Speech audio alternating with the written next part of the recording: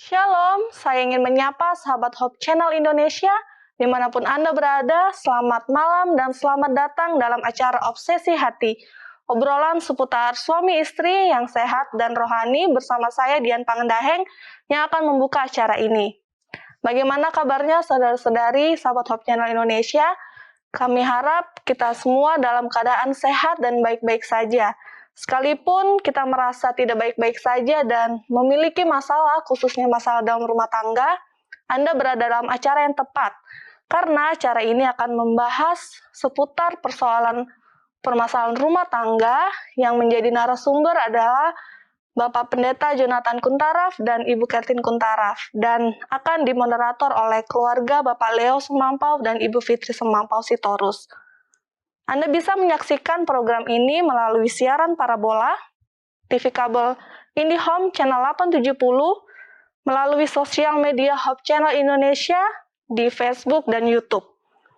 Atau Anda juga bisa menyaksikan di website kami di hopechannel.id. Dan juga pastikan Anda mendownload aplikasi Hope Channel Indonesia di gadget Anda masing-masing melalui App Store dan Play Store. Anda bisa menyaksikan siaran Hope Channel Indonesia selama 24 jam. Tanpa berlama-lama lagi, saya sudah tidak sabar untuk menyapa moderator kita, keluarga Bapak Leo dan Ibu Fitri Semampau Sitorus. Selamat malam. Shalom. Shalom. Ya. Puji Tuhan kita dapat bertemu kembali di malam ini dan kita akan membahas tips atau materi yang akan disampaikan. Kami berikan waktunya untuk memoderator acara ini. Baik, terima kasih Dian Pangendaheng yang sudah membuka dari Studio Hope Channel di Jakarta. Shalom kepada seluruh pemirsa setia Hope Channel Indonesia, khususnya Obsesi Hati yang telah hadir menyaksikan tayangan pada malam hari ini ya. Karena judul pada malam hari ini selalu tidak kalah menarik dibanding judul sebelumnya ya. Betul. Apa judul kita malam ini? Keluarga yang efektif. Saya pada waktu diberikan judul ini oleh Pendeta dan Ibu Pendeta Kuntaraf 1 minggu yang lalu, saya berpikir-pikir apa ini keluarga yang efektif ya? Efektif Saya apa ya maksudnya? saya penasaran juga, makanya mungkin tanpa berlama-lama kita akan segera saja nanti ya mendengarkan pembahasan yang dibawakan oleh Pendeta dan Ibu Pendeta Kuntaraf. Hanya ayat tema kita pada malam hari ini diambil dari buku Kejadian pasal yang kedua ayat yang ke-24. Kejadian 2 ayat 24, beginilah firman Tuhan. Sebab itu seorang laki-laki akan meninggalkan ayahnya dan ibunya dan bersatu dengan istrinya sehingga keduanya menjadi satu daging. Dengan ayat ini mari kita bersatu dan berdoa. Terpujilah Tuhan, Engkau Allah yang baik. Saat ini oleh karena kemurahan-Mu kami telah bersekutu, bertemu kembali dalam episode Obsesi Hati pada malam hari ini Tuhan. Kami percaya Tuhan hadir di tengah tayangan pada malam hari ini Tuhan. Terlebih Tuhan mengurapi Pendeta dan Ibu Pendeta Kuntaraf yang akan membawakan pembahasan dan juga akan menjawab pertanyaan-pertanyaan pada malam hari ini. Kiranya urapan Roh Kudus dari surga boleh menjadi bagian Pendeta dan Ibu Pendeta, sehingga pembahasan acara pada malam hari ini boleh menjadi berkat bagi para pemirsa of Channel Indonesia dimanapun mereka berada dan juga kepada kami semua. Tuhan, kami berdoa untuk jaringan internet, peralatannya dipakai di Studio Hope Channel, biar Tuhan memberkati agar dapat berjalan dengan baik dan lancar. Berkati teman-teman kru Hope Channel yang mengoperate acara ini dari awal hingga akhir, agar acara ini boleh berjalan dengan baik dan lancar juga. Terpujilah Tuhan. Ampuni dosa kami yang begitu banyak, karena kami berdoa di dalam nama Yesus, kalau Tuhan Juru Selamat dan Penolong dosa kami. Amin. Amin. Nah, kembali kami mengingatkan kepada para pemirsa, bila Anda mempunyai pertanyaan seputar topik pembahasan yang akan dibawakan sebentar, ataupun pertanyaan seputar rumah tangga, silakan mengirimkan pertanyaan Anda ke nomor call center Hope Channel Indonesia yang ada di layar kaca Anda, ataupun melalui media sosialnya YouTube dan Facebook. Baik, kita akan langsung saja menyapa narasumber kita yang ada di North Carolina, Amerika Serikat. Shalom Pendeta dan Ibu Pendeta. Shalom. Shalom. Leo dan Fitri. Selamat malam di Indonesia. Selamat pagi dari North Carolina. Selamat pagi. Salam sehat selalu, Pendeta Ibu Pendeta. Puji Ya, Tuhan. puji Tuhan. Amin. Puji Tuhan. Seperti yang saya sudah katakan tadi, kita sudah tidak sabar karena saya juga bertanya-tanya apa keluarga yang efektif ini ya. Betul. Karena kita mau belajar juga ya. Betul. Kami persilakan pendeta dan ibu untuk membawakan topik pembahasannya. Silakan Mita. Ya, kita mau rumah tangga yang efektif, ya, yaitu rumah tangga yang masing-masing mengetahui fungsinya, kemudian mempunyai tujuan yang sama, kemudian boleh bersama-sama berkembang dan penuh dan kebahagiaan, damai sejahtera dan sukacita. Kembali kalau kita lihat kepada ayat yang dibacakan tadi, yaitu Kejadian 2 ayat yang ke-24. Ya, ini sudah dibacakan oleh Leo tadi. Sebab itu seorang laki-laki akan meninggalkan ayahnya dan ibunya dan bersatu dengan istrinya, sehingga keduanya menjadi satu daging. Jadi sudah benar-benar adults, ya, bisa hidup independently. Ya, bukan hanya itu, pengertian daripada satu daging itu ya menunjukkan satu kesatuan, menunjukkan adanya satu komunikasi yang sangat baik, yang tidak ada suatu hubungan yang lebih erat daripada hubungan suami istri. Ya, ini sangat penting sekali. Sama seperti dua kertas yang dilem menjadi satu, itulah satu. Ya, jangan ada orang ketiga yang bisa memisahkan akhirnya hubungan. Nah, satu daging artinya juga mempunyai pemikiran yang sama, artinya tujuan yang sama. Walaupun masing-masing mempunyai kepribadian yang berbeda, tapi masing-masing mengerti ya apa yang menjadi tujuan daripada rumah tangga. Nah, untuk itu mungkin banyak di antara saudara-saudara pemirsa yang telah membaca akan Seven Habits of Highly Effective Families dari Stephen Covey. Ya, ini adalah bukunya ya. Dan ini penulis daripada buku ini ya, Seven Habits of Most Effective People, dikatakan sudah terjual 25 kopi, 25 juta kopi ya, dalam 38 bahasa. Nah, ternyata sesudah suksesnya buku ini, dia menulis lagi buku yaitu Seven Habits of Most Effective Leaders. Kemudian Seven Habits of Most Effective Families. Jadi itulah yang kita akan coba bahas bersama-sama. Kebiasaan daripada keluarga yang sangat efektif, ya, yang penuh dengan kebahagiaan, sukacita dan damai sejahtera itu yang bagaimana. Dan ini adalah satu perkara yang sangat penting untuk kita bahas bersama-sama. Ya. Nah, kita tahu bahwa keluarga yang efektif adalah keluarga yang berjalan sebagai satu perjalanan, ya, mulai dari perkawinan, kemudian mereka mengadakan rencana bagaimana kita punya keluarga. Jadi ada tujuannya, petanya itu ada, kompasnya itu ada. Nah, sekarang kita akan lihat bagaimana kita menelusuri perjalanan kehidupan kita yang sudah married. Ya, berapa tahun ya kita? 43 tahun. Kita 43 baru mau 44. 44 tahun. Jadi dalam perjalanan kita tahu, misalnya dari Jakarta mau kemana? Ke Surabaya. Oke. Kemudian perlu map kan, peta, ya. Oh, ke sana. Tetapi kita perlu kompas. Ya. Nah, ini pesawat kadang-kadang mengalami goncangan. Ya. Kami pernah berada di pesawat yang goncang sekali, bahkan semua makanan ya terlemparkan sampai itu aisle itu penuh dengan segala macam makanan, piring-piring apa semua ya. Namun yang membawa pesawat itu akhirnya tiba kepada tujuan oleh adanya kompas. Ya. Jadi kompas mengarahkan. Nah, itulah yang sangat penting dalam rumah tangga. Masing-masing itu harus tahu dia punya tujuan. Kemudian arahnya itu kemana? Kemudian perlu kompas penuntun. Dan untuk itu, maka peranan kebiasaan itu sangat penting. Makanya kita belajar kebiasaan daripada keluarga yang efektif. Baik, apa yang diperlukan yang untuk kebahagiaan rumah tangga? Ya, diperlukan values ya, atau nilai ya, perkara yang paling penting bagi Anda dan bagi saya, bagi suami dan sebagai istri. Apa yang kita rasa apa yang penting itu ya, dan itu tidak bisa tidak boleh ditinggalkan. Value-nya apa? Ya. Kemudian The views atau pandangan. Bagaimana Anda melihat dirimu dan keluargamu.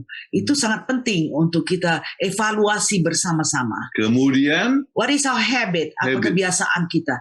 Apa yang Anda buat berulang-ulang kali itu akan menjadi habit, ya, akan menjadi kebiasaan. Nah, kita akan coba lihat kebiasaan daripada keluarga yang efektif ya. Jadi sebetulnya kalau sesuai dengan judulnya adalah most ya highly effective families. Ya. Jadi betul-betul yang sangat efektif sekali ya. Itu yang kita akan coba bersama-sama. Nah, kita masing-masing tahu bahwa kita mempunyai sesuatu keterbatasan, pandangan yang terbatas. Selalu melihat yang Salah dengan diri dengan Anda diri dan Anda dan keluarga disebut sebagai pandangan yang terbatas. Jadi pandangan kita memang terbatas. Namun, ya kita perlu lihat apa? Apa yang kita lihat dari diri kita sendiri. Kita harus coba evaluasi. Apa yang kita perlu lihat dari diri kita sendiri. Jangan kita lihat salah-salahnya aja. Ya, kita punya kelemahan, tetapi kita juga ada strength point. Ya. Ya. Nah, Ada masing-masing kekuatan ya suami istri itu penting sekali untuk melihat. Kemudian kita pun mempunyai kebiasaan. Ya. Tindakan yang selalu diulang-ulang itu menjadi satu kebiasaan. Satu habit, ya. Kebiasaan menjadi apa? Tabiat kita. Nah, kebiasaan apa daripada keluarga yang efektif, yang penuh dengan kebahagiaan tersebut? Nah, kita coba lihat kebiasaan yang sangat penting itu adalah yang disebut proaktif. Ya. Ya. Nah, biasanya ada bedanya antara reaktif dengan proaktif. Baik, saya coba ambil ini ada dua bola. Oke, dua bola pingpong. Oke, ya. Jadi apa yang terjadi ya kalau seandainya satu mendapatkan satu artinya suasana, kadang-kadang kita langsung mempunyai reaktif.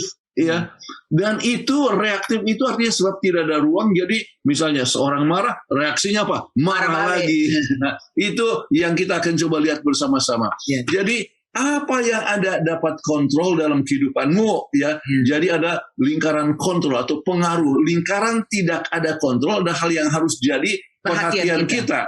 Jadi artinya yang tidak dapat dikontrol, misalnya masalah harus bayar pajak. Itu kan itu adalah sesuatu perkara. Tapi dari mana kita datang ya, dari suku apa, itu kan kita tidak bisa kontrol. Tetapi ada kontrol yang kita bisa buat ya, misalnya sikap kita di dalam menghadapi suatu suasana ya. Nah, bila reaktif apa yang terjadi? Ya, kontrol kita menyerah ya, dan pengaruh kita merosot. Sebab kita mengadakan reaksi terhadap orang, misalnya orang lain, suami marah atau anak marah, kita reaktif ya. Reaktif, ya, anak nakal, kemudian apa? Tanpa buat apa-apa, ya, tanpa selidiki dan sebagainya, langsung pukul saja, ya. Itu artinya kita reaktif, ya, kepada situasi. Ya. Anak nakal atau istri pulang lambat, langsung apa? Langsung ngomel dan sebagainya, ya. Dan ini memberikan pengaruh kita yang justru merosot. Kita pikir kemarahan adalah kekuatan. Itu adalah satu hal yang salah. Oke, kita pernah bahas tentang kemarahan. Baik. Tetapi kalau reaktif apa? Kita yang control the situation ya. Dan pengaruh kita bertumbuh ya. Jadi terlambat ya, misalnya istri atau suami pulang terlambat, tetapi tetap menyambut. Bagaimana sayang, rupanya ada sesuatu yang menyebabkan terlambat. Oh, macet, oke. Tetapi bukan langsung, kita sudah ada appointment dia tuh. Makanan sudah panas, sudah dingin. Itu adalah reaktif. Sekarang kita bikin sesuatu perkara yang proaktif. Ya, penting sekali. Nah, reaktif tidak ada ruang antara yang terjadi kepada Anda dan sambutan Anda. Dan saya berikan tadi ilustrasi ini. Ya. Nah, jadi langsung tidak ada ruang. Tetapi kita harus pikirkan harus ada ruang. Ya, kalau ini ya cepat bereaksi dan sering kita sesali kemudian. Kenapa kok saya sudah marah-marah tadi? Kenapa dia begitu sudah siapkan makanan enak-enak ya. Kemudian saya marah-marah dan sebagainya. Nah, untuk proaktif ya, Anda harus membuat ruang antara apa yang terjadi bagi Anda dan sambutan Anda. Ya. adanya kebebasan untuk memilih mengenai sambutan apa yang akan dibuat. Saya mau respons bagaimana? Apakah saya mau marah?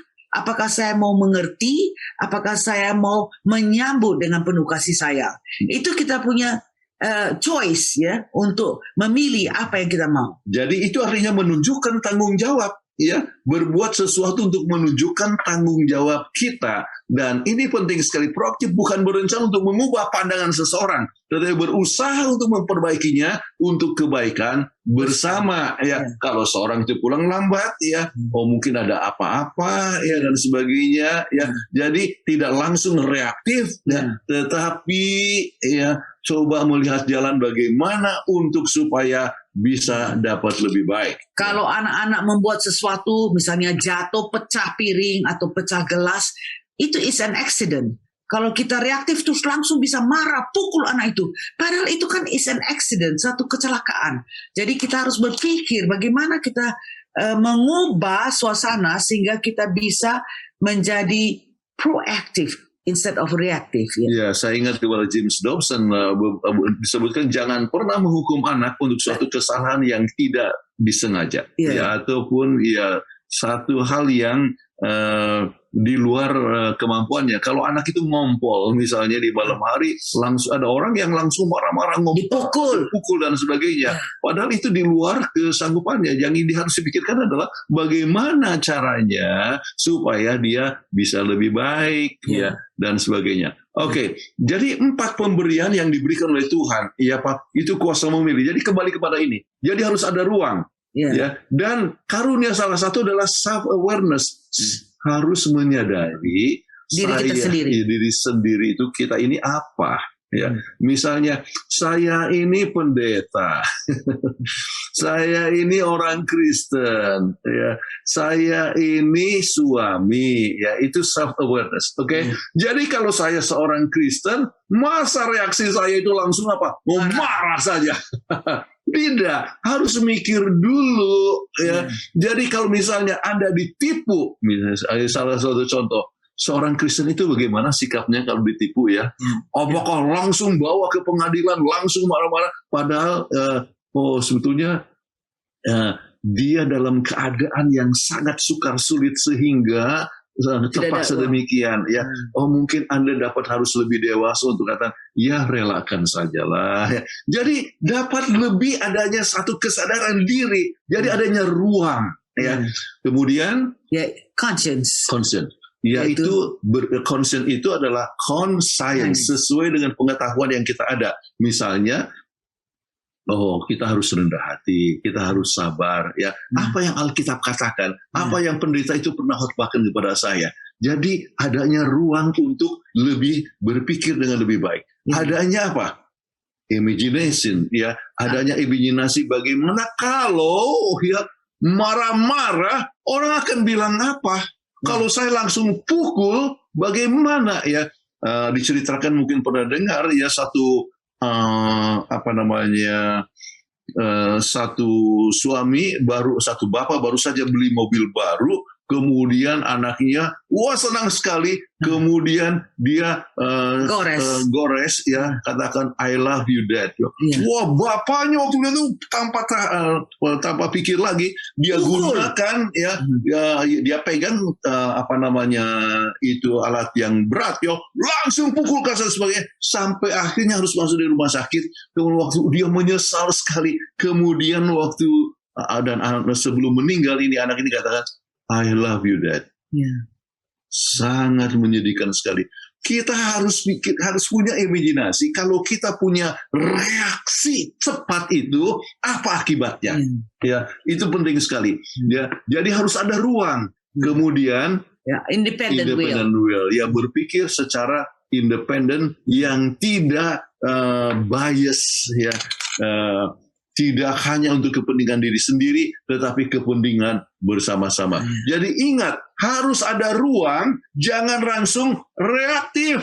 Ya, tapi ini ke masalah rumah tangga yang kita sudah bahas sekarang ini banyak oleh sebab terlalu reaktif. Oke, langkah dalam mengontrol diri bagaimana? Ya, jadi supaya kita jangan reaktif, kita proaktif, kita harus mengambil langkah. Nah, sebagaimana kita lihat di dalam ini orang ini ada langkahnya ya, berhenti dari apa yang Anda buat. Coba pikirkan, self awareness ya, space ya, kita lihat kemudian pikirkan apa yang bisa Anda buat atau tidak boleh buat. Marah atau menyelami, memikirkan saya ini orang apa? Orang Kristen. Saya ini bagaimana bertindaknya? Apakah saya menjadi satu saksi yang baik bagi anak-anak kita yang melihat ketindakan kita? Bagaimana tetangga kita yang melihat tindakan kita, yang main pukul, main hantam, main tempereng dan sebagainya kepada pasangan kita? Dan kita langsung membuat opsi yang terbaik. Apa yang kita mau lakukan? Apakah kita memaafkan atau kita berpikir, taruhkan diri kita di tempatnya sehingga kita dapat mempunyai lebih empati. Ya, opsi yang terbaik. Jadi dapatkan anak merokok. Oke. Kadang-kadang langsung cenderung langsung main pukul dan sebagainya. Tetapi mungkin oleh anak itu dia perlu perhatian. Jadi sebelum dia langsung reaksi, bikinlah proaktif. Anda ini mempunyai sikap yang dewasa untuk menghadapi suatu masalah tersebut, ya, dan sebagainya. Baik. Nah, cara terbaik untuk proaktif, ya. Kita harus membuat bank account emosi. Jadi apa yang dimaksudkan dengan bank emosi ini? Kita harus depositokan hal-hal yang baik untuk pasangan Anda yang akan membangun kepercayaan kepada pasangan Anda. Apa itu misalnya? Positif. Mencintai, ya, positif, mengampuni, percaya kepadanya, ya. Kemudian hal-hal yang menolong, lemah lembut, itu adalah bank account yang harus ada. Dan Anda dapat membuat withdrawal dengan berbuat hal yang mengurangi kepercayaan. Ya. Misalnya apa kalau yang bisa mengurangi kepercayaan? Ya, gosip. Ya, apalagi pikir-pikir yang negatif, ya, pikir yang negatif, ya, tidak mengampuni. Lalu jump to conclusions, lalu langsung terus kita mengambil konklusi. Oh, ini terlambat, ada main dengan perempuan, ini apa? Jadi itu kita harus withdraw. Ya. Jadi balance dalam kepercayaan bila Anda dapat berkomunikasi dengan orang tersebut dalam menyelesaikan masalah. Jadi ada masalah, selesaikan dengan komunikasi yang baik, dan kembali ingat dalam komunikasi kita gunakan sistem I statement. Oke, luar biasa. Nah, sekarang kita masuk kepada kebiasaan yang kedua daripada most highly effective families. Baik, mulailah dengan melihat tujuan akhir ya. Apa kita mau? Perkawinan kita itu mau jadi bagaimana? Keluarga kita itu mau jadi bagaimana? Itu harus kita lihat ya. Artinya apa yang Anda mau buat dan Anda mau jadi apa dalam keluarga itu harus kita pikirkan. Jadi tujuan akhir dari keluarga Anda itu bagaimana? Ya? Mau berantakan atau mau berantakan atau baik-baik saja dan mesra yang jadi berkat, ya, memuliakan Tuhan, kemudian penuh kecukupan dan sebagainya. Itu apa tujuan akhir? Goal kita apa? Ya. Kemudian dengan prinsip yang dibuat untuk mengendalikan hidup Anda. Kenapa? Jadi kita pergi kepada tujuan itu, ya. Jadi apa yang mengganggu kita abaikan, sebab kita mempunyai ada goal. Jadi kita harus buat visi mengenai apa yang keluarga Anda mau capai. Ya, misalnya anak-anak akan selesai pendidikan, kemudian punya rumah tangga yang baik. Ya, kemudian untuk itu semua harus ditulis dalam bentuk mission statement, family mission statement. Oke.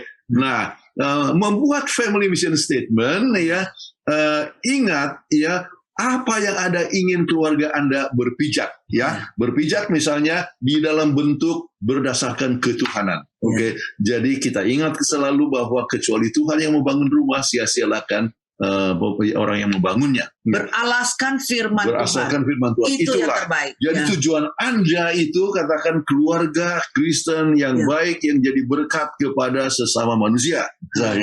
Kemudian keluarga yang sukses, ya, dalam segala aspek kerohanian. Jadi itu tujuan akhir itu harus dipikirkan. Kemudian dimulai dengan menuliskan apa yang menjadi kekuatan dan kelemahan agar supaya anak-anak yang sukses saat mereka dewasa. Sebab masing-masing kita bukanlah orang yang sempurna. Suami kita, anak-anak kita, pasangan istri juga, pasangan kita, pokoknya semua tidak ada yang sempurna, tidak ada yang perfect. There's no perfect families, tidak ada keluarga yang sempurna. Jadi kita tulis itu apa kelemahannya, apa kekuatannya. Kemudian mission statement bisa direvisi saat keluarga bertumbuh bersama-sama. Ya.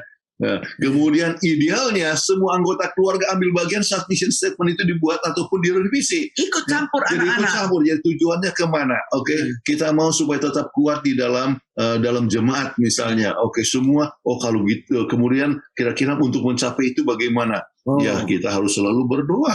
Ya. Kita harus selalu Membaca firman Tuhan. firman Tuhan. Kita harus selalu bersaksi bagaimana supaya kita selalu pergi gereja bersama-sama dan sebagainya. Jadi mission statement dibuat bersama-sama.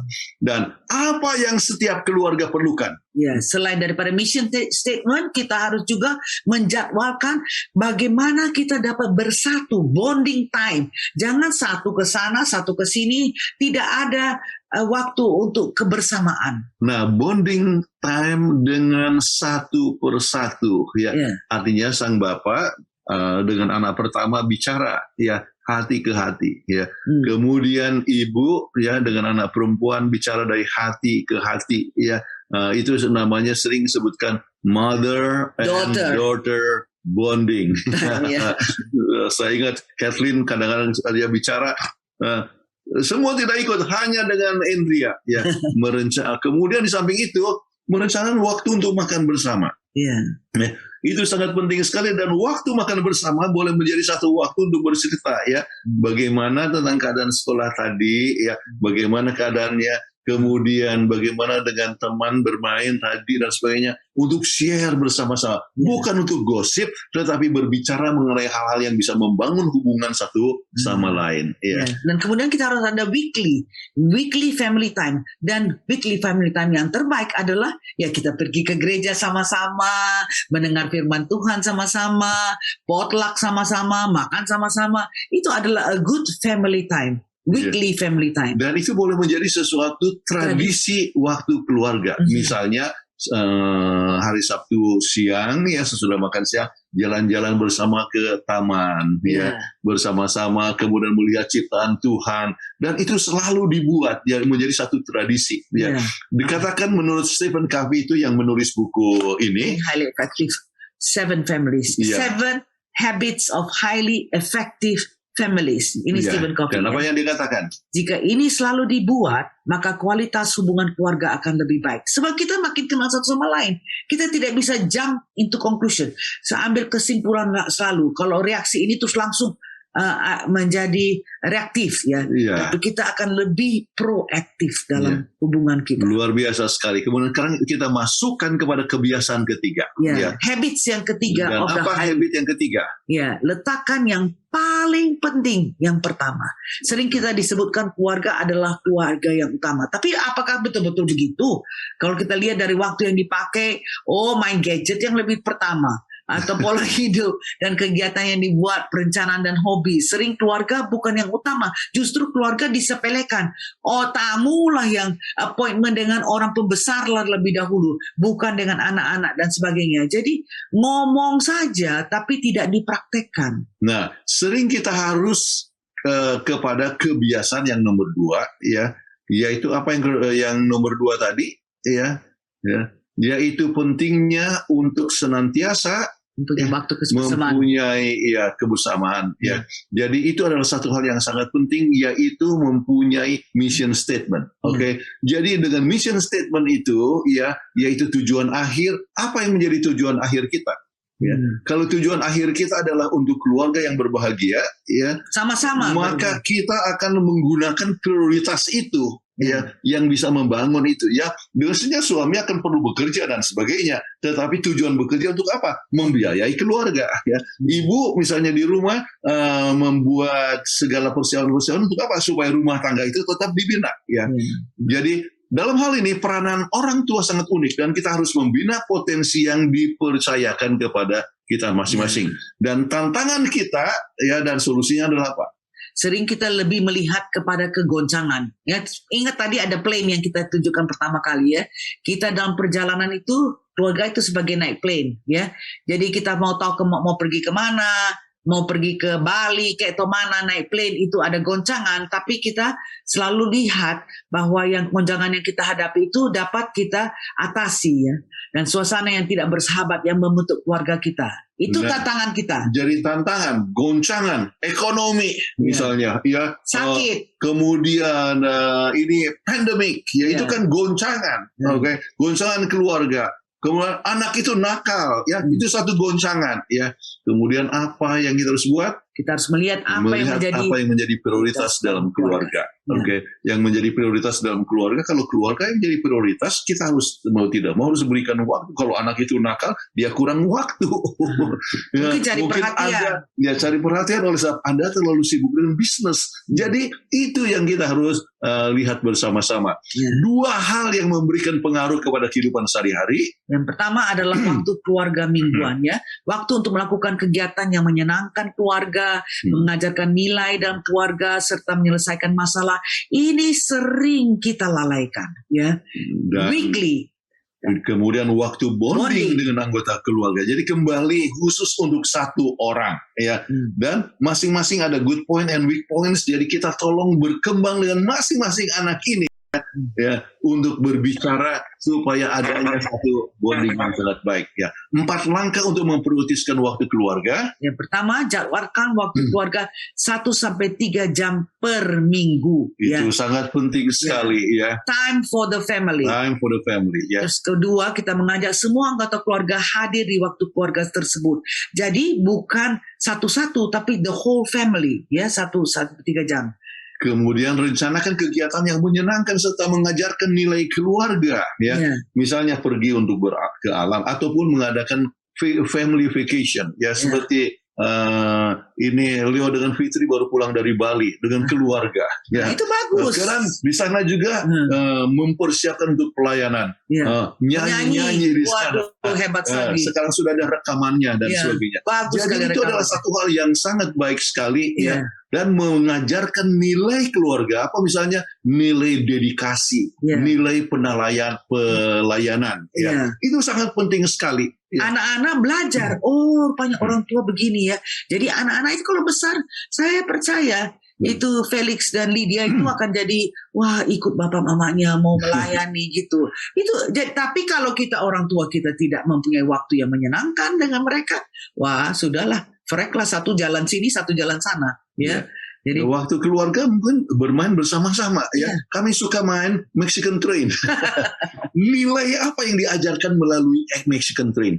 Nilai kejujuran ya. Jadi kalau misalnya sudah tahu juga ada game namanya Uno. Ya. Kalau seorang itu harus dihukum ya dia harus terima dengan baik.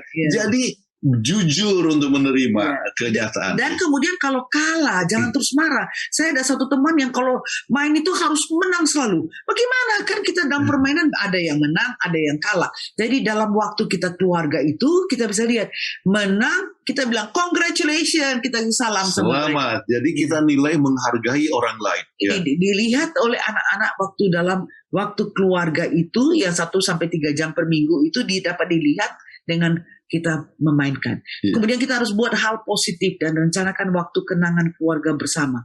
Itu harus kita utamakan. Waktu kenangan ya. Jadi good memories ya. Kami walaupun anak kami sudah meninggal satu ya, kami punya kenangan yang manis ya. Waktu kami ke Bahamas, bagaimana kami boncengan, ya pakai motorcycle dan sebagainya.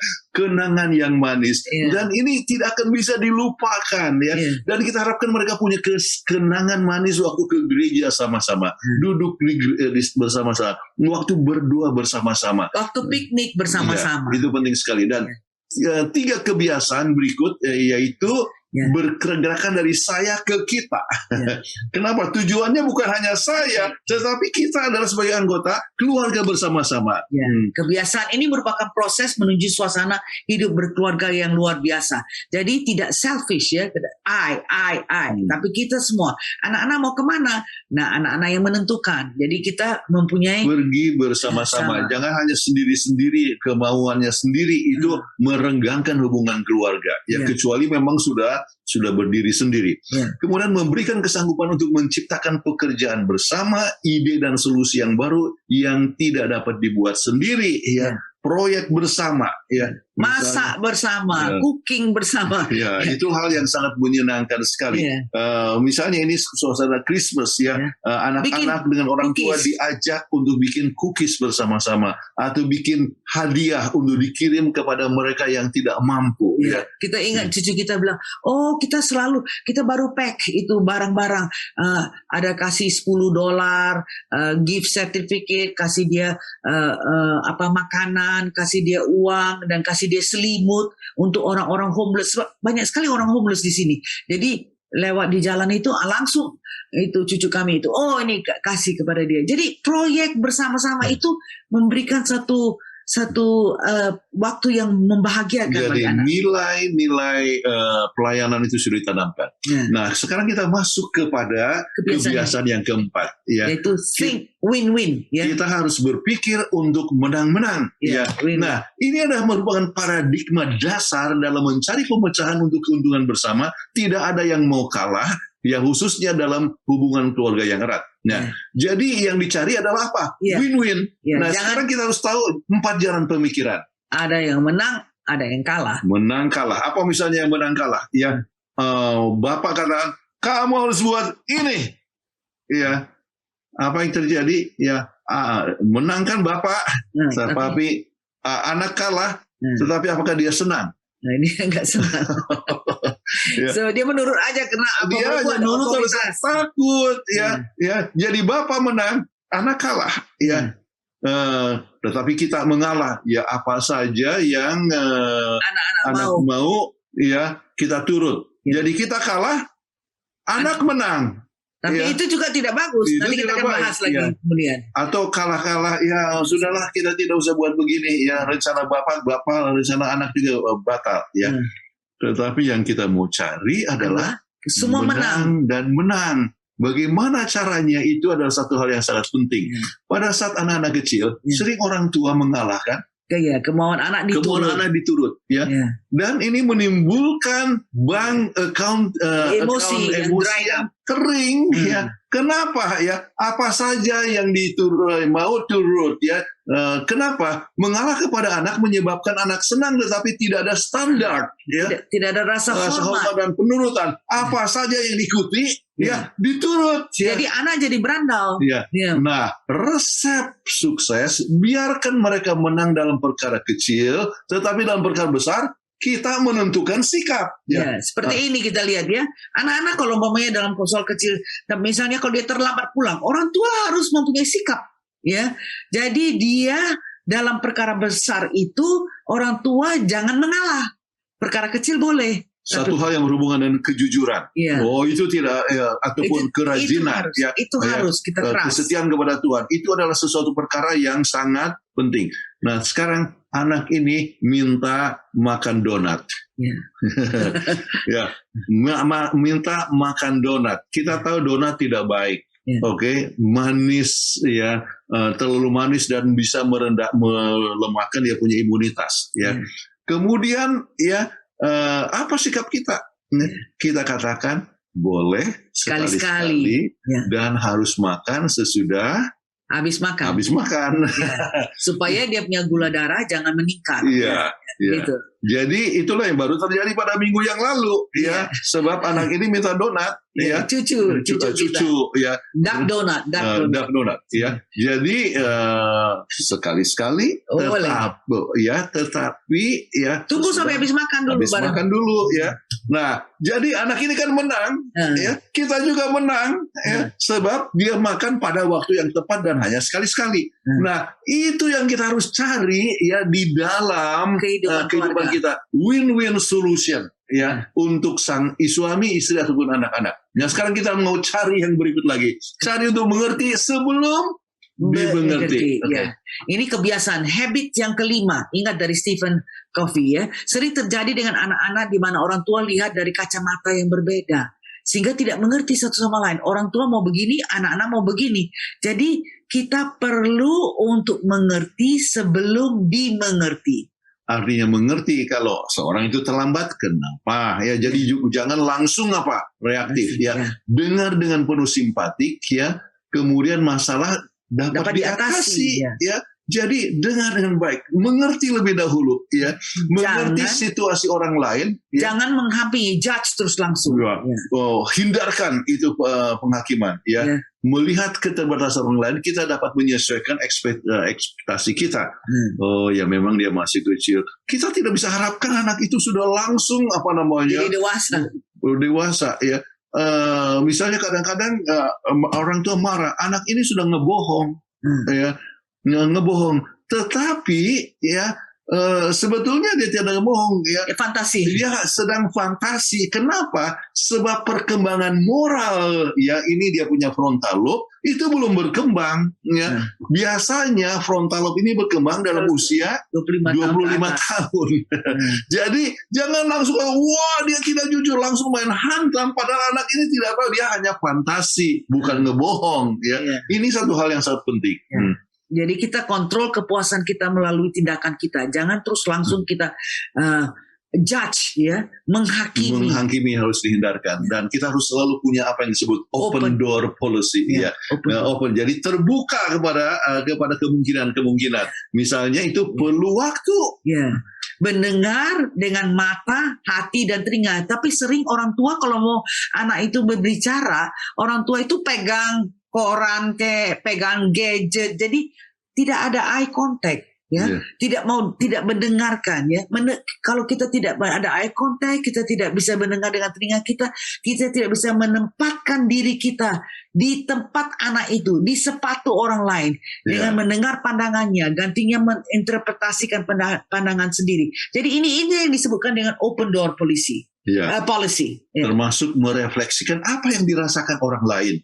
Ya, dan menyatakan dengan kata-kata yang misalnya adalah yang Anda maksudkan adalah kita repeat jadi kita ulangi. Jadi kita coba untuk belajar untuk mengerti akan keadaan tersebut. Tetapi ada orang yang close door policy ya, langsung kritik, langsung hantam ya. Kemudian kalau saya nggak pernah begitu saya tidak pernah terlambat ya. Saya selalu rajin ke gereja ya. Kemudian apa? Kamu ya langsung kasih nasihat ya.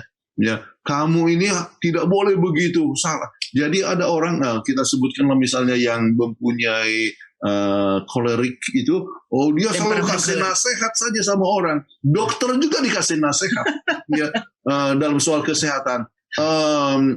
Dokter ini salah ya, ini harus begini obatnya harus ini. Coba bayangkan ya, dokter dikasih nasihat tentang pengobatan. Baik. Sekarang kita masuk kepada sinergi.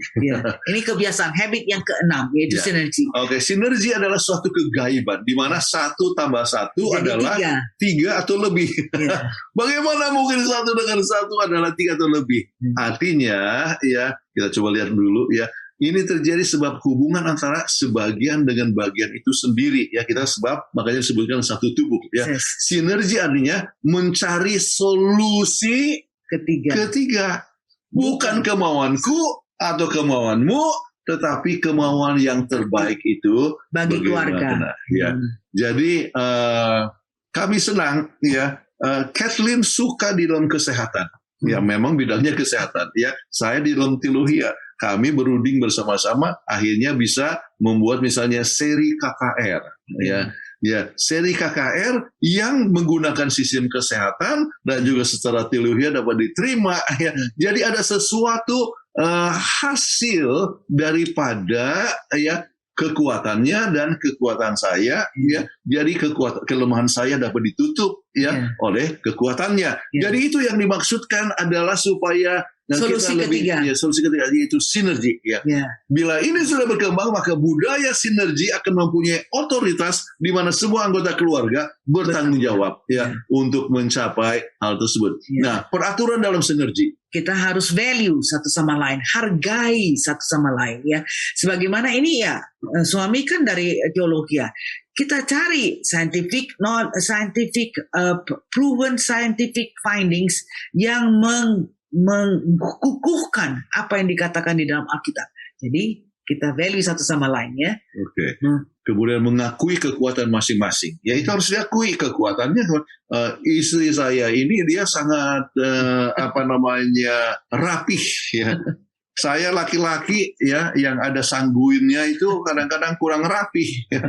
Tetapi ya oleh sebab istri rapi jadi rumah jadi rapi dan bersih ya.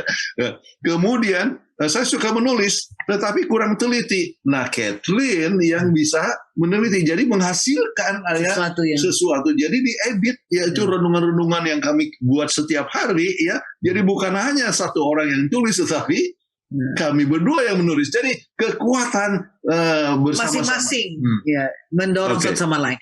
Nah ini sekarang yang terakhir, kebiasaan yang terakhir, seventh habit of effective families, yaitu mempertajam gergaji. Ya, sharpen your saw. Ya, jadi setiap anggota keluarga harus memperbaharui dirinya sendiri atau bersama dalam 4 aspek kehidupan. Apakah dari fisik ya, apakah dari sosial, mental dan spiritual, itu harus diperbaharui dirinya semua anggota, bukan saja istri, bukan saja suami, tapi juga dengan anak-anak ya.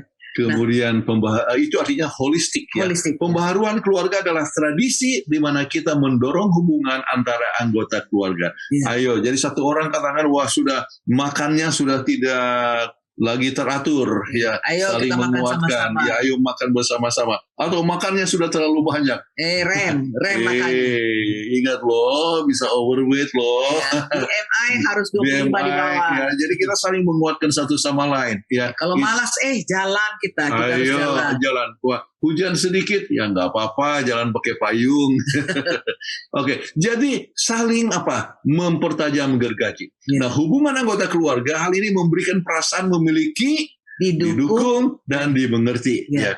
Semua merasakan senangnya. Ya, waktu kita makan sama-sama dengan keluarga, waktu kita berliburan sama-sama dengan keluarga, atau kekeluargaan yang lain, atau kamu mau nyanyi sama-sama, mau pergi piknik sama-sama, belajar dan bekerja sama-sama. Itu mempererat hubungan satu sama lain. Jadi ini kembali ringkasannya kepada semua 7 kebiasaan keluarga bahagia menurut Stephen Covey, yaitu pertama, proaktif, saya bisa. Ya, proaktif. Ya, saya akan mempunyai space. Jadi sebelum saya menghukum orang itu, saya lihat dulu keadaannya. Jadi saya mau proaktif bukan reaktif ya. Kemudian Anda mulai dengan mission statement dari keluarga. Apa tujuan keluarga kita itu. Jadi semua anak-anak harus ikut dalam membantu membuat ini mission statement. Kemudian buat yang terpenting lebih dahulu. Apa yang terbaik bagi keluarga Anda. Apa kita mau keluarga kita prioritas? Nah, kelakuan kita harus menunjukkan bahwa kita memang put family as the priority. Bukan gadget, bukan undangan dari gubernur, bukan ini tapi kita harus dahulukan family. Ya. Dan Anda pikirkan menang. Semua anggota menang. Semua anggota keluarga bisa menang. Kita sudah berikan contoh-contohnya. Kemudian kelima, Anda cari dulu untuk mengerti, baru untuk dimengerti. Anda dengar dulu, baru berbicara. Put ourselves, taruhlah diri kita di dalam sepatu anak Anda supaya Anda bisa mengerti, dengar ya, dengan bicara, kemudian dengan dengar apa pembicaraan anak itu ya, bukan kita hanya mau terus langsung menghakimi. Oke, kemudian sinergi, rayakan perbedaan ya, belajar bekerja sebagai satu tim ya. Jadi masing-masing ada kekuatan, ada kelemahan, bergerak bersama-sama untuk mencapai tujuan daripada keluarga itu. Kemudian yang terakhir Anda pertajam gergaji, belajar untuk peduli kepada diri sendiri dan keluarga atau keluarga Anda. Banyak orang katakan, wah ini kan common sense, sangat umum diketahui dengan akal sehat. Tapi, namun tidak common practice ya, Ya. tidak dilaksanakan. Ya, it's a common sense ya. Kan kita selalu tahu ini, oh enggak, ini yang biasa aja sebenarnya. Tapi do you practice it? Nah, Apakah itulah Anda yang kita harus cari. Jadi ringkasannya nih, kebiasaan 1, 2, 3 membangun proaktivitas, membawa motivasi, adanya arah yang dituju. Sedangkan kebiasaan 4, 5, 6 ya adalah proses bagaimana bekerja sama untuk mencapai apa yang akan tuju. Anda mau tujuan Anda adalah keluarga bahagia? 4, 5, 6 ini kebiasaan ini adalah yang terbaik Anda ikuti untuk menjadi satu proses mencapai itu. Dan kebiasaan 7 memberikan kuasa untuk memperbaharui dan bagaimana agar tetap melakukannya. Ya. Jadi kita saling mengasah, saling menguatkan dan sebagainya. Kuncinya bukan pada salah satu kebiasaan, tetapi mempunyai cara baru dalam berpikir. Ya, selalu kita dengar apa yang dibahas oleh Stephen Covey, yaitu perlu paradigma yang baru. Ya, paradigma Shift of yang paradigm. baru. Itulah yang satu. Jadi ingatlah, 7 kebiasaan ini memberikan inspirasi dalam menciptakan hubungan keluarga yang luar biasa, memberikan petunjuk praktis untuk melaksanakannya. Supaya Anda dapat memiliki keluarga yang efektif. Ya, dan most highly effective, ya, family. untuk kemuliaan bagi nama Tuhan, menjadi berkat sesama manusia, dan penuh kebahagiaan, sukacita, dan damai sejahtera. Mudah-mudahan inilah yang akan menjadi bahagian daripada semua anggota keluarga pemirsa sekarang ini. Amin. Wah, Terima kasih banyak untuk pembahasannya, luar biasa ya. saya senang bisa dapat pelajaran baru lagi. Kamu dapat Betul. nggak? Yang paling pasti adalah harus proaktif, jangan reaktif. Nah ini kita Betul. sama-sama belajar ini. Ya, harus Jadi proaktif. jangan meledak-ledak kalau sekali lihat suatu masalah, Ya. langsung emosi, langsung marah ya. Tidak dulu, tapi pelajari dulu Ya, jangan situasinya. berikut sinergi ya. Kita sudah sinergi dong ya. Sudah sinergi, maka kita sama-sama. Baik. Jadi terima kasih Pendeta dan Ibu Pendeta Kuntara untuk pembahasan yang luar biasa pada malam hari ini. Dan saya percaya juga para pemirsa yang ada di rumah juga terberkati oleh pembahasan pada malam hari ini. Dan jikalau saudara punya pertanyaan, jangan ragu-ragu kirimkan pertanyaan saudara ke nomor call center dari Hope Channel Indonesia yang nomornya ada di layar kaca Anda, atau saudara juga bisa menuliskan di kolom chat dari media sosial Hope Channel Indonesia melalui Facebook dan juga YouTube. Saudara tidak usah cantumkan nama saudara, cukup cantumkan pertanyaan dan lokasi di mana saudara berada. Sebelum kita masuk ke sesi kedua, ruang tanya jawab, kita akan mengikuti yang satu ini.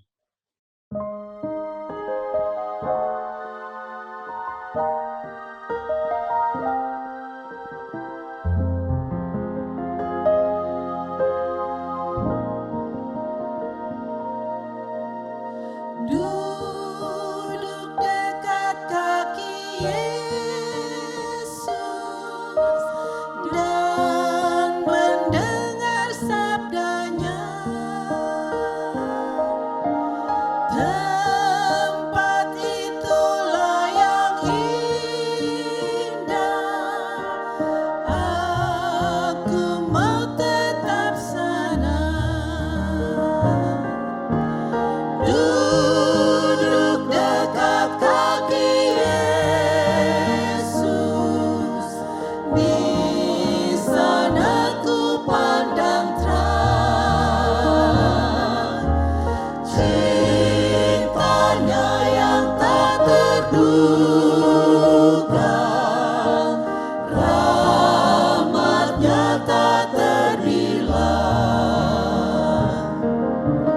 Duduk dekat kaki Yesus, tempat yang berbahagia.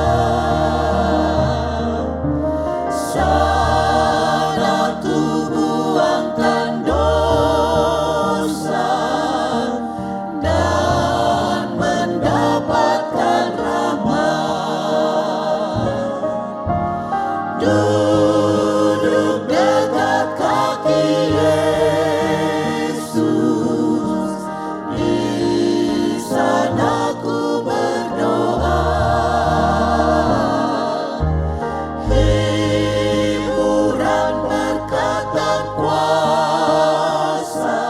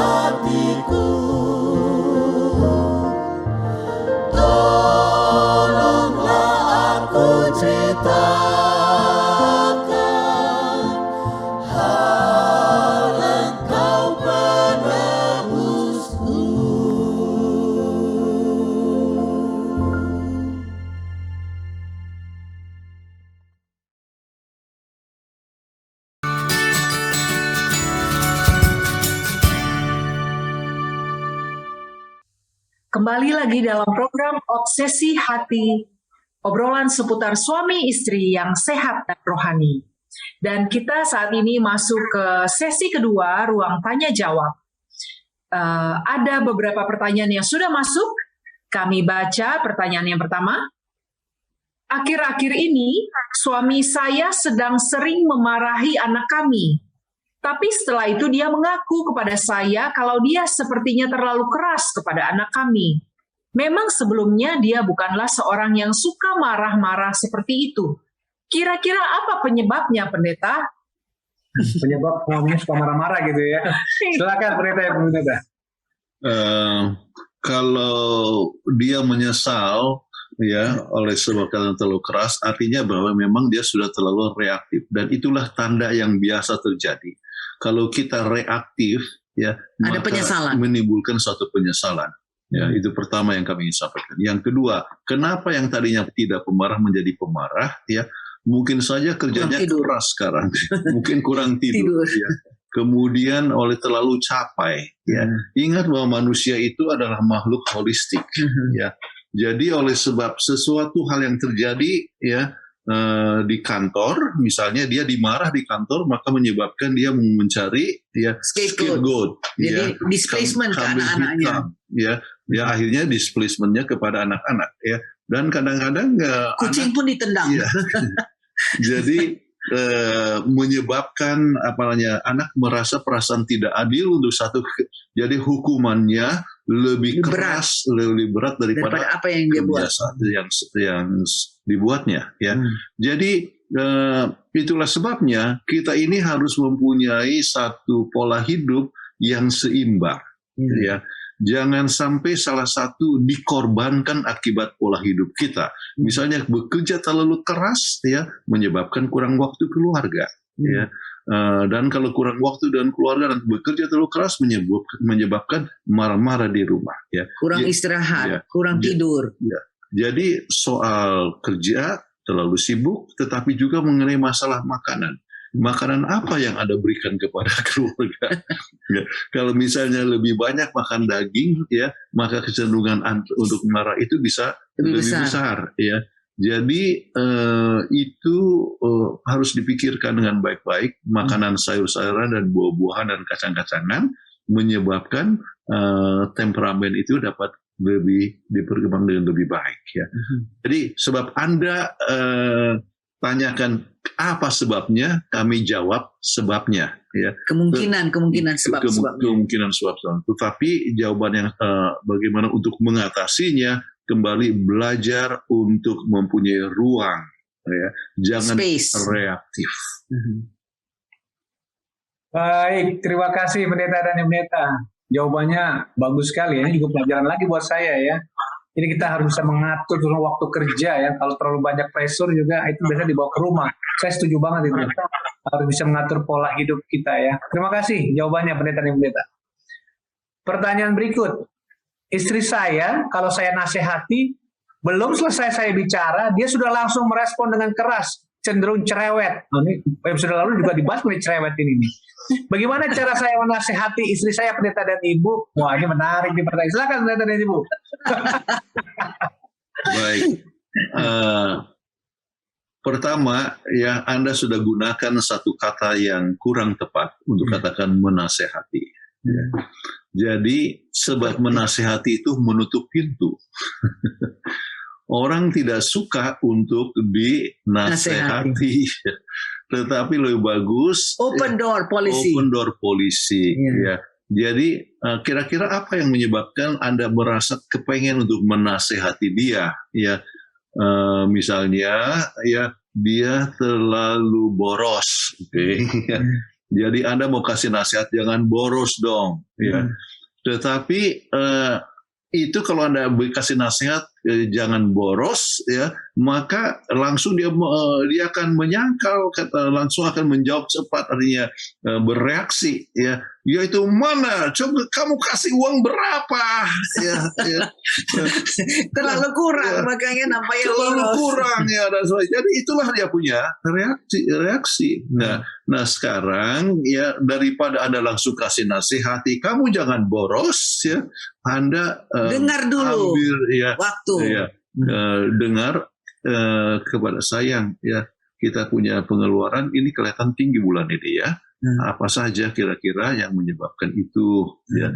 Jadi apa namanya, dengar dulu, ya. Jadi kalau sudah dengar, oh iya, rupanya ada tagihan yang datang, atau oleh sebab dia beli hadiah untuk Anda, ya, ya, atau ada event yang harus dibikin. Jadi apa namanya, Kita lebih mengerti. kita belajar mengerti sebelum dimengerti, ya. Jadi sebelum kasih nasihat, dengar dulu, ya, masalahnya. Jadi itulah yang diharapkan.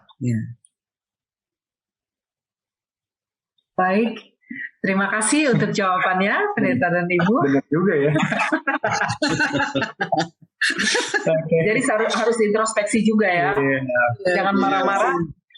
Ya. Tapi yang paling bagus adalah open door policy itu, supaya kita bisa mengerti kenapa dia begitu, baru menasehati. Kalau menasehati terus itu close door policy, ingatlah.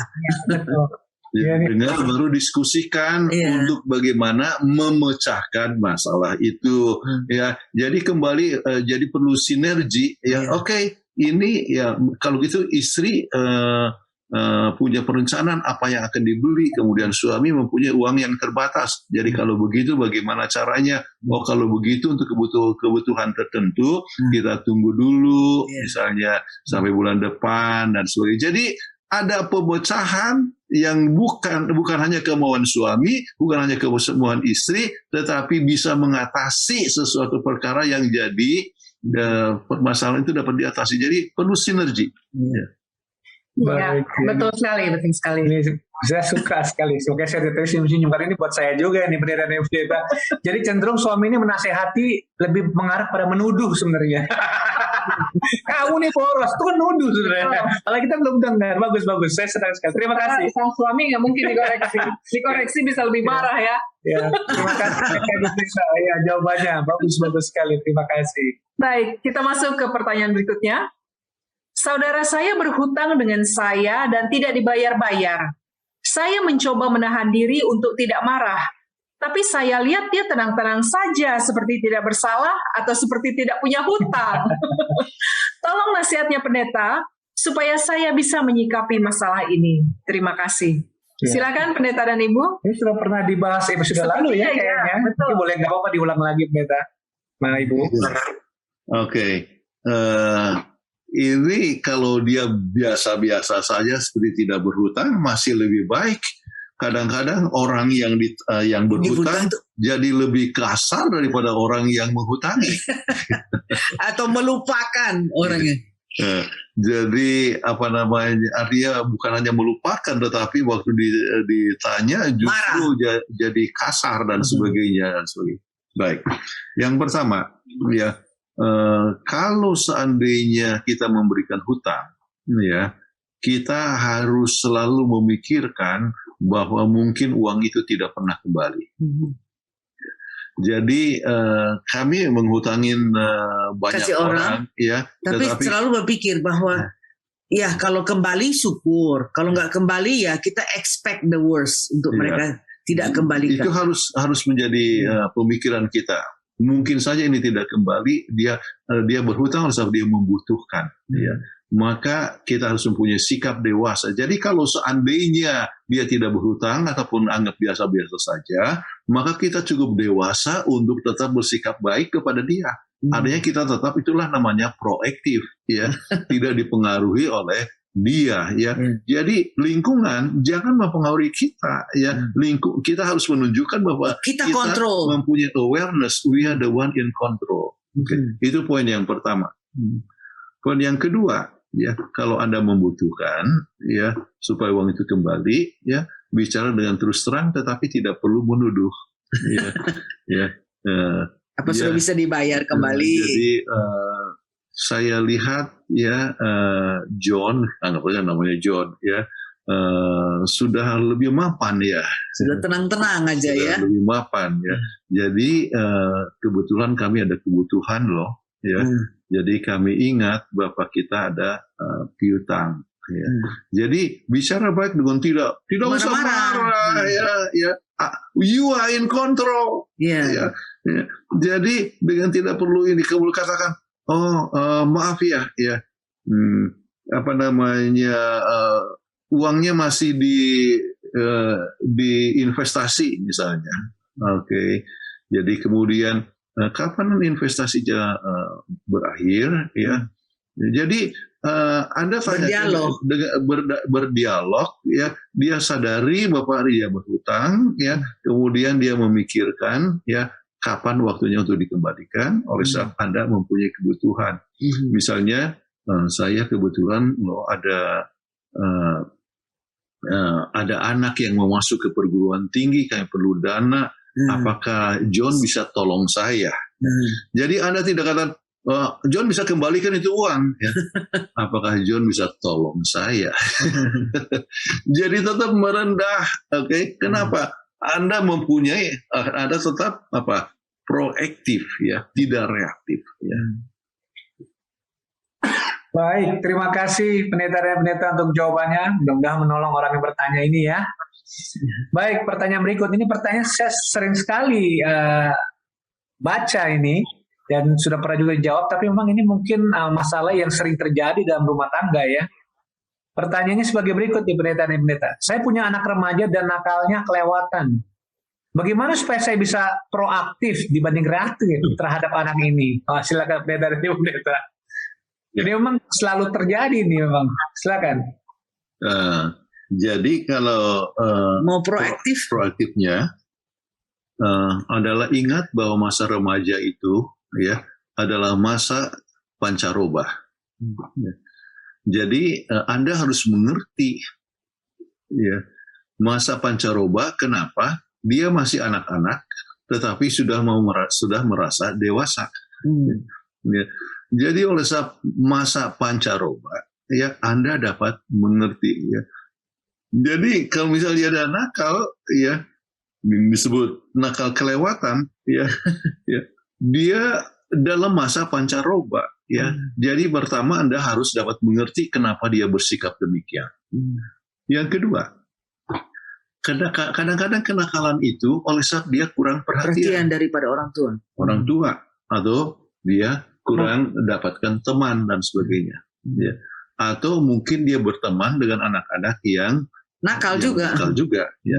Nah, anak-anak itu kalau misalnya mendapatkan cukup perhatian, ya dia tidak perlu harus mencari perhatian ke tempat yang lain atau melakukan kenakalan. Ya. Jadi kalau begitu, maka harus Anda lebih banyak waktu dengan keluarga. Ya. Jadi bagaimana caranya supaya Anda mempunyai waktu dengan dia, mengatur waktu, ya seperti yang kita sudah bahas tadi. Ya. Kemudian dalam mempunyai waktu bersama-sama, termasuk juga berdialog kan.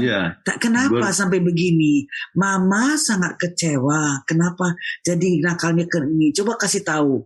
Jadi kita berdialog sama mereka, sama anak-anak ini, sehingga kita ingat kita memberikan perhatian, taruh diri kita di tempat anak itu.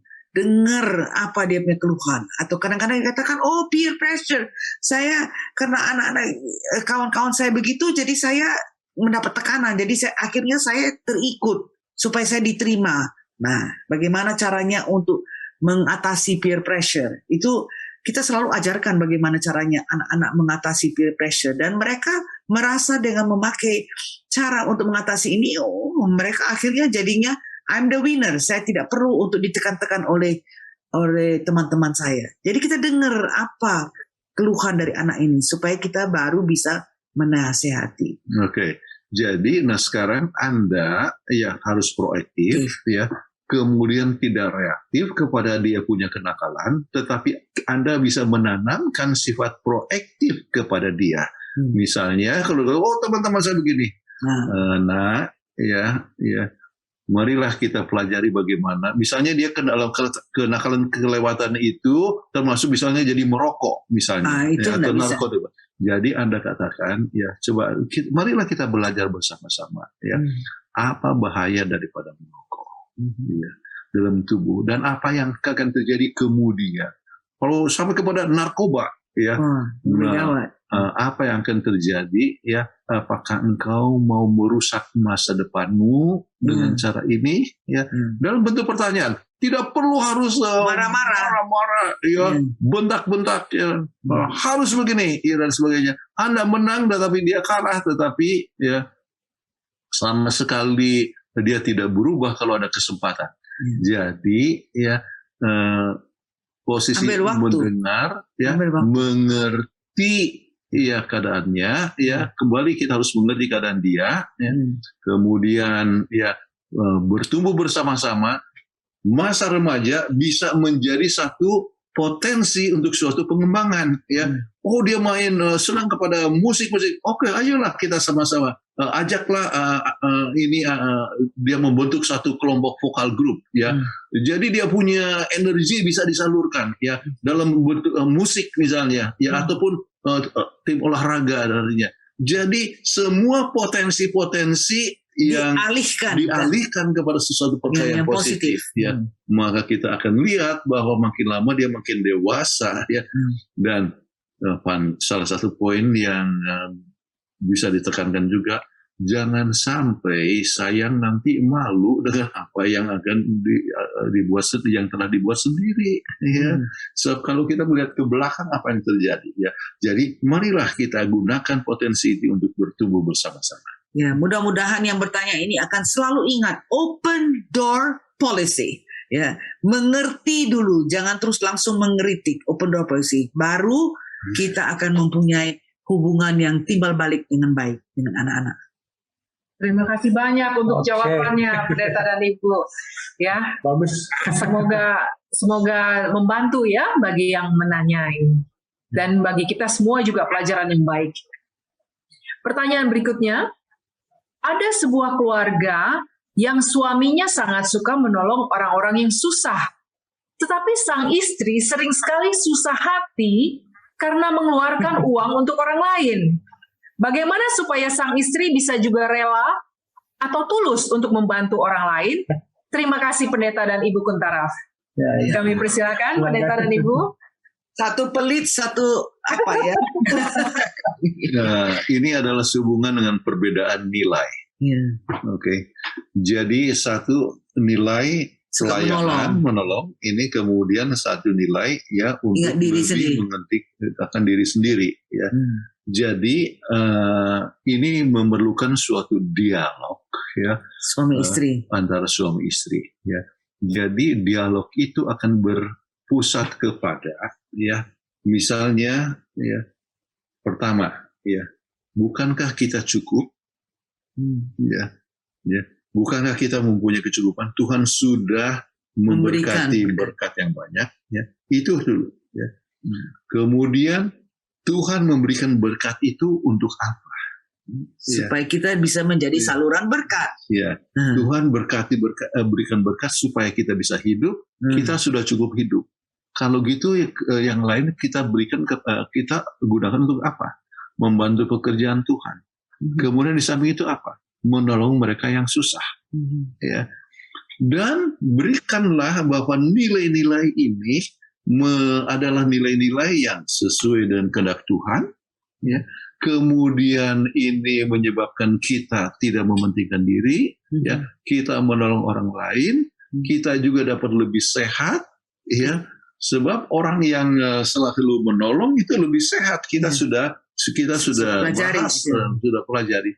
Jadi sekarang untuk apa, ya? Untuk apa kita simpan itu uang untuk diri sendiri padahal kita sakit-sakitan? Kemudian kita tidak punya banyak teman, Kan kalau kita suka menolong kan Orang senang sama kita. senang dan kita mempunyai banyak teman juga daripada orang yang pelit-pelit. Saya tahu ya orang yang sudah pelit sekali ya dia mula-mula dia tidak bisa bergaul dengan orang lain. Ya, kenapa? Saking pelitnya. Ya. Kemudian akhirnya dia bertengkar dengan istrinya, cerai. Ya. Kemudian akhirnya dia tinggal dengan saudaranya, bertengkar dengan saudaranya, kembali kepada soal uang. Oke, akhirnya pisah lagi. Bahkan sekarang masuk kepada kasus pengadilan, ya, kasus pengadilan hanya oleh sebab ya Uang, masalah uang.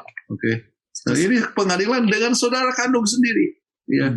Jadi ini hal yang ini hal yang kita tidak harapkan. Jangan sampai masalah nilai ya menyebabkan keretakan dalam rumah tangga. Ya, jadi nilai apa yang kira-kira direstui Tuhan, ya, direstui dalam keluarga, itulah yang dicari bersama-sama. Buatlah mission statement biar kita bisa menjadi keluarga yang dapat bersaksi, keluarga yang bisa menjadi Menjadi panutan berkat dan berkat kepada orang orang lain.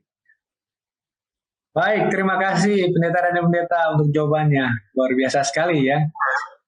Baik, pertanyaan berikut. Saya seorang suami yang bekerja sebagai tenaga profesional. Saya ingin istri menjadi ibu rumah tangga dengan alasan agar anak-anak lebih mendapat perhatian dan pendidikan dari ibunya langsung. Tetapi istri saya adalah tipikal wanita karir. Saya mencoba menahan emosi, sudah pakai emosi nih ya. Setiap kali hendak berdiskusi dengan istri saya, apa yang harus saya lakukan? Wah, silakan pendeta. Ini juga masalah yang sering terjadi ya.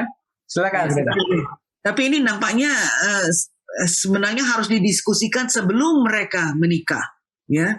Jadi kita harus tahu bahwa memang Anda kalau memang istrinya wanita karir ya harus ada solusi supaya ada yang menjaga anaknya, apakah itu mertuanya atau bagaimana. Jadi saya lihat ini sepertinya sudah merit baru mau diskusi, sudah agak sambil contoh, ya. Ada suami istri dokter, ya. Kemudian saya berikan counseling dan mereka sudah katakan bahwa mereka akan masing-masing punya praktek dan sebagainya dan ada nasihat khusus untuk itu. Kemudian pada tanggal 12 ini hari Minggu ini akan ada yang menikah juga sama-sama dokter dan saya memberikan nasihat untuk 10 counseling ya 10 kali ya. Kemudian dan sang istri walaupun dokter dia katakan dia akan tinggal di rumah. Ya. Jadi itu sudah direncanakan sebelumnya pemberkatan. Ya. Nah, kalau misalnya ini sudah menikah, ya, maka tidak perlu harus menahan emosi, ya, tetapi cari solusi bersama-sama. Jadi Anda tidak perlu harus marah kalau untuk menganjurkan bapak istri lebih bagus di rumah. Ya. Jadi berunding bersama-sama, berdialog bersama-sama. Ya.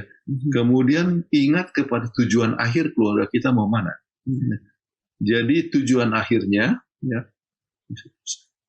tujuan akhirnya kalau kita mau kita punya keluarga bahagia, maka kita cari solusi ya. Saya sendiri kerja di rumah sakit waktu dulu, jadi saya tidak bisa. Tapi kami ada solusi, biarpun ada yang jaga anak, ya.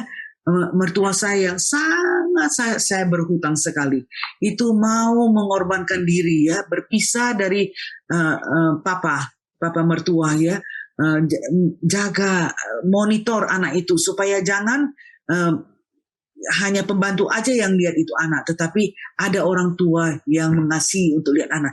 Jadi ada satu solusinya. Kita harus berdialog ya untuk menangani, jangan terus langsung emosi karena istri mau mempunyai karier yang tersendiri. Ya, jadi kembali kepada yang saya mau coba teruskan. Apa tujuan akhirnya? Ya. Tujuan akhir adalah rumah tangga yang berbahagia, penuh dengan panutan, ya, artinya anak-anak berhasil dengan baik. Ya. Bagaimana untuk mencapai ini? Ya.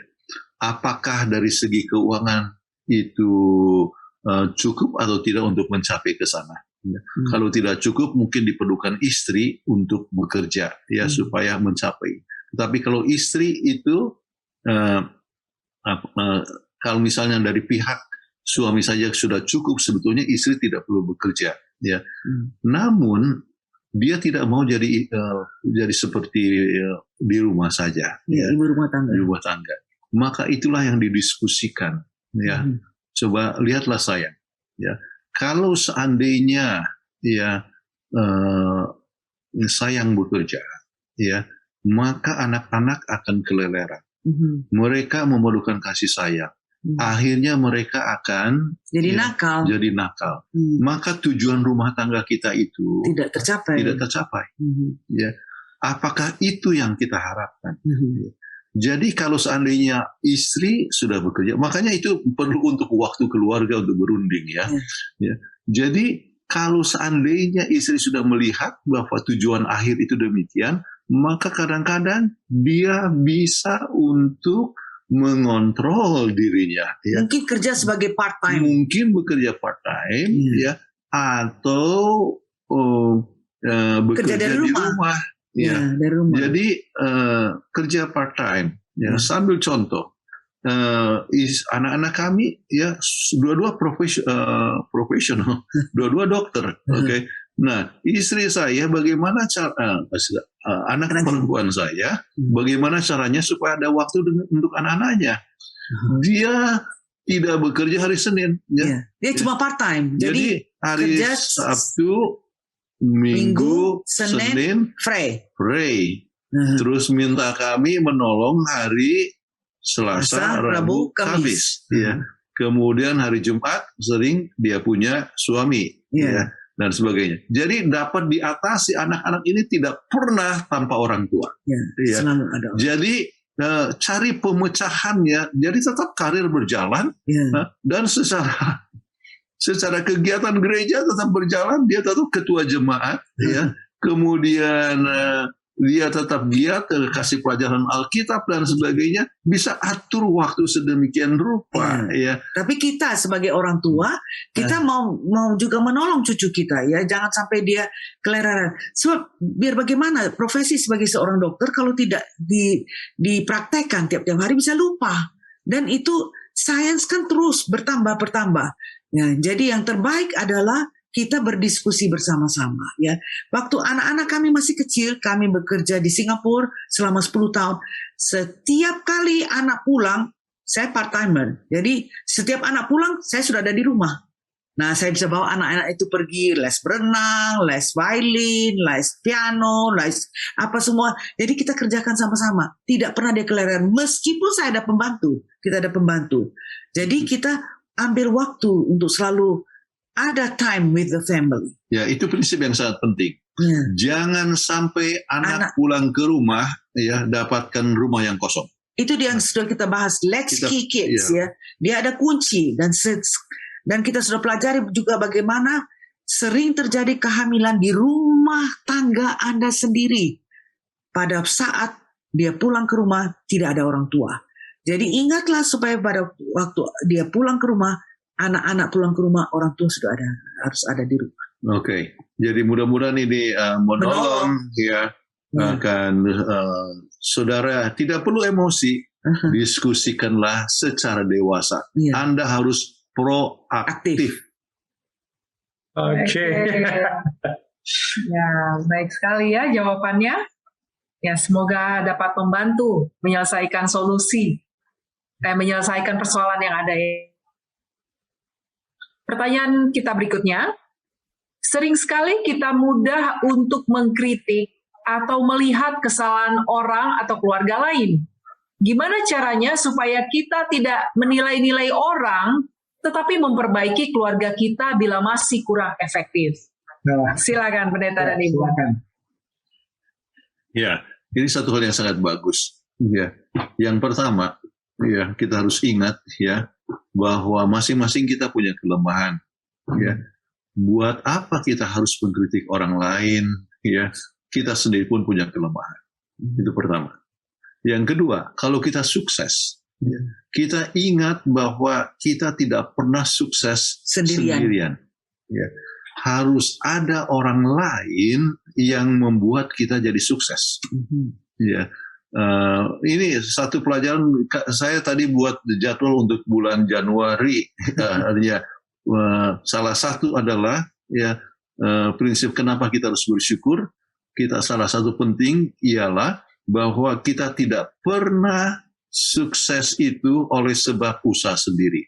Ya, berusaha betul, tetapi ada orang yang pernah menolong. Jadi kalau kita masing-masing menyadari bahwa sukses kita ataupun mungkin kekuatan kita itu oleh sebab ada yang menolong, Tuhan yang menolong, orang tua yang menolong, atau mungkin teman dan lain sebagainya, kita harus lebih rendah hati. Kita tidak perlu untuk kritik orang lain. Itu faktor kedua. Ya. Faktor ketiga, mengkritik itu adalah satu tanda bahwa kita sendiri inferior. Ya. Anda ini ilmu psikologi yang kita sering bisa psikologi kepiting. Ya. Anda pernah dengar itu, yang orang sudah belajar, yang kalau belajar psikologi. Jadi kalau misalnya Anda membuat di baskom ada kepiting-kepiting, ya, Yang satu mau naik, ditarik sama yang lain, ya. Yang satu yang lain mau naik, ditarik yang lain, ya. Jadi itulah teologi psikologi kepiting atau psikologi udang juga begitu, ya. Yang maju ditarik kepada yang lain. Jadi sebetulnya kalau Anda atau seorang itu mengkritik, itu oleh sebab ada sesuatu kekurangan dalam diri Anda. Ya. Dengan jadi mengkritik dia merasa bahwa dia lebih hebat daripada orang lain, berkuasa daripada yang lain. Jadi daripada mengkritik, ya, lebih bagus Anda lihat kelemahan kita dan kuatkan, dan melihat kekuatan dari orang lain. Jadi Anda lebih bagus memuji. Ya, jadi luar biasa sekali anak-anak Anda itu, ya. Lihat ya, bagus sekali Leo dan Fitri, anak-anaknya bisa menyanyi, ya. Iya, hebat sama-sama. Kemudian bisa kalau saya tidak bisa menyanyi, ya. Dan sebagainya. Jadi lihatlah positifnya dari orang lain. Itu membuat Anda lebih sehat. Ya, kalau kita mengkritik orang lain, justru kita bisa tekanan darah tinggi sebab ada kecemburuan. Kecemburuan itu merusak kita punya tubuh sendiri. Ajalah positif, ya. Kita dengan positif, kekuatan kita akan lebih stabil. Wajah Anda pun dapat lebih tersenyum daripada muka merenggut. Baik, terima kasih Pendeta dan Ibu Pendeta. Memang pembahasan malam hari ini kembali sangat menarik, dan jawaban dari Pendeta dan Ibu Pendeta Pentaraf juga memang luar biasa. Puji Tuhan lah ya. Saya yakin yang bertanya juga puas untuk mendengar jawaban itu, terutama kita ya. Kita juga belajar. Tapi waktu kita sudah habis, Pendeta. Oleh karena itu, Pendeta silakan closing statement-nya untuk episode malam ini. Kalau closing statement singkat saja. Proaktif, jangan reaktif, ya. Dan untuk itu perlu kita harus lihat artinya tujuan akhir kita apa, ya. Kemudian kita ingat buat yang paling penting dulu dalam kehidupan itu, ya. Kemudian ingat, ya, supaya win-win, ya, menang. Ya, sama-sama. Anak-anak merasa senang, orang tua juga senang, ya. Jangan kita menang tapi anak atau cucu kalah. Jadi itu tidak benar, ya. Kemudian ingatlah untuk sinergi itu. Mengerti sebelum dimengerti, ya. Anda harus mengerti dulu orang lain, ya. Sinergi, kemudian saling mendorong satu sama lain. Rumah tangga Anda akan menjadi surga kecil di dunia ini. Merupakan suatu effective family yang hebat. Amin. Terima kasih banyak, Pendeta. Kami mengundang Ibu Kathleen Kuntaraf untuk membawakan doa tutup. Baiklah, sama-sama kita berdoa. Tuhan, terima kasih karena kami telah diberikan kesempatan lagi untuk menyampaikan bagaimana tips untuk menjadi effective family. Tuhan, ini adalah satu anjuran-anjuran yang benar-benar common sense, tetapi kami sering tidak praktekkan. Ajarkan kami bergantung pada Tuhan supaya kami mempunyai kekuatan untuk menghidupkan ini. Sehingga masing-masing kami mempunyai keluarga yang efektif, bukan saja menjadikan suatu keluarga yang menyenangkan bagi Tuhan, tetapi juga menjadi satu keluarga yang dapat bersaksi di komunitas kami. Terima kasih Engkau telah mendengarkan doa kami, karena kami serahkan ini demi nama Kristus, Juru Selamat dan Penebus kami. Amin. Amin. Amin. Baik, terima kasih Pendeta dan Ibu Pendeta Kuntara untuk pembahasan dan juga jawabannya ya pada malam hari ini. Biar Tuhan berkati keluarga Pendeta dan Ibu Pendeta Kuntara. Sampai jumpa lagi Senin depan di episode mendatang. Tuhan berkati. Tuhan berkati. Baik, saat ini kami kembalikan kepada Dian Pangandaheng di studio Hope Channel Indonesia di Jakarta. Silakan Dian. Terima kasih Bapak Leo Sumampau dan Ibu Fitri Sumampau Sitorus yang telah memandu acara ini dengan baik. Dan kami ucapkan terima kasih juga kepada pemirsa yang selalu setia mengirimkan pertanyaan dan setia menonton sampai acara ini selesai. Akhir kata, saya Dian Pangandaheng dan seluruh kru yang melayani pada malam hari ini mengucapkan selamat malam, sehat selalu, dan Tuhan memberkati. Sampai jumpa di episode berikutnya Obsesi Hati, obrolan seputar suami istri yang sehat dan rohani.